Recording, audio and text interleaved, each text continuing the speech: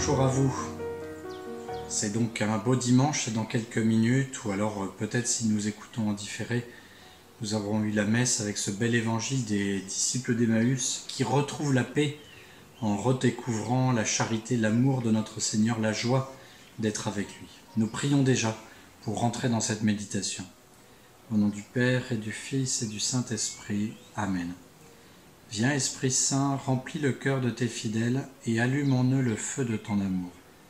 Envoie, Seigneur, ton Esprit et tu feras toutes choses nouvelles. Ô Dieu qui a enseigné le cœur de tes fidèles par la lumière du Saint-Esprit, donne-nous par ce même Esprit d'avoir le goût de ce qui est droit et grâce à son réconfort d'être toujours dans la joie. Par Jésus le Christ notre Seigneur. Amen. Nous avons vu hier que le fruit de la charité était la joie. Aujourd'hui, nous voyons que le fruit de la charité, c'est aussi la paix. La paix, c'est une forme de tranquillité. Saint Augustin dit que c'est la tranquillité de l'ordre. C'est donc un fruit qui vient lorsque les choses sont ordonnées. Nous l'avons vu dans la charité, c'est-à-dire dans l'amour que nous donnons à notre prochain, à nous-mêmes, à Dieu, en faisant tout ce que Dieu veut. Eh bien, il y a un ordre dans les choses et nous ne pouvons pas nous laisser perturber par ces désordres. Notamment, une des grandes perturbations de la charité et qui va troubler notre paix, c'est de réussir à pardonner à ceux qui nous font du mal, à accepter les désordres qu'il y a autour de nous à cause des personnes. Eh bien, si nous acceptons justement d'aimer notre prochain, d'aimer Dieu, de s'aimer soi-même, avec le regard de Dieu, c'est-à-dire qui nous purifie, qui fait grandir dans cette amitié mutuelle, qui a un effet bienfaisant parce que nous nous rapprochons du Seigneur et de sa bonté, forcément l'ordre revient en nous et dans cet ordre il y a une forme de tranquillité qui est cette paix.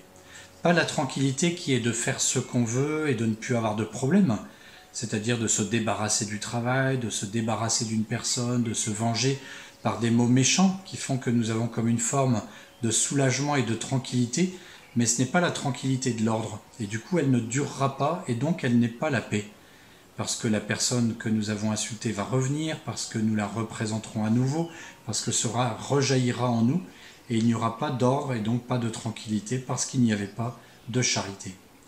Alors mettons tout en place en fonction de Dieu, bien sûr, et mettons-y de la joie, parce qu'en mettant de la joie, eh bien la paix petit à petit va jaillir de notre âme pour eh bien, nous donner cette paix parfaite, c'est-à-dire cet équilibre intérieur.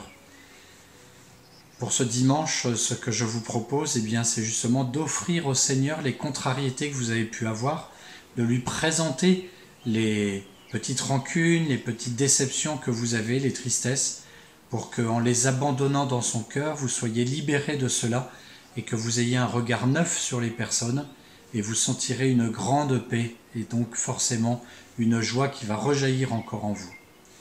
Je vous salue Marie, pleine de grâce, le Seigneur est avec vous.